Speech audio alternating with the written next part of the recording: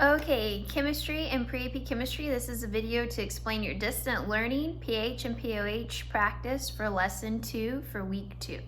So you have this diagram that you're supposed to, or the diagram, a chart that you're supposed to be filling out, and it has a total of 10 different questions. As you're going through, I want you to be learning kind of the relationship. A couple of things. It has equations up at the top to help you out. And it even tells you the range of pH. You need to know if it's less than 7, it's acidic, and if it's greater than 7, it's basic. So as you are calculating these things, if you look, the first one's mostly done for you. So you can see if you know pH, then OH, the POH is going to be equal to 14. So in the first example, it says that pH is 5, and then your POH would be 9. 5 plus 9 equals 14. So for the second one, the pH is 7. So then that means the POH is going to be 14 minus 7 to solve for it, which would also be 7. So each time, those two things will always add up to 14. So you can go back and forth mathematically to figure those out. Now you might be looking and some of them don't have a value. And so then you have to go through and calculate it, which we'll get there in a second.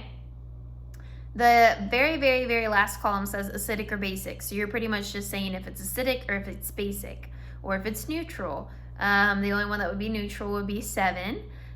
So you're going through and you're just looking at your pH. Where is it at? Is it above 7 or below 7? And then your hydroxide concentration and your hydrogen concentration, you're working backwards. If you have a calculator, you can plug it into your calculator to figure it out back and forth, and use your log and negative log, or you can look up above, it explains it.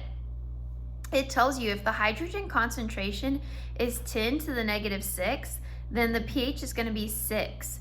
And so right there, the first example, it shows you that. It's telling you that the hydrogen concentration is 10 to the negative 5th. So then that means the pH is going to be 5. So if I see something that's 10 to the negative 4th, then that would mean that the pH or the POH, it works the same way depending on if you're talking about hydrogen or hydroxide, would be 4. If I see something times 10 to the negative 7th, it would be 7. And if I know the pH is 12, then that means that the hydroxide concentration would be times 10 to the negative 12th. So hopefully you start to see that pattern.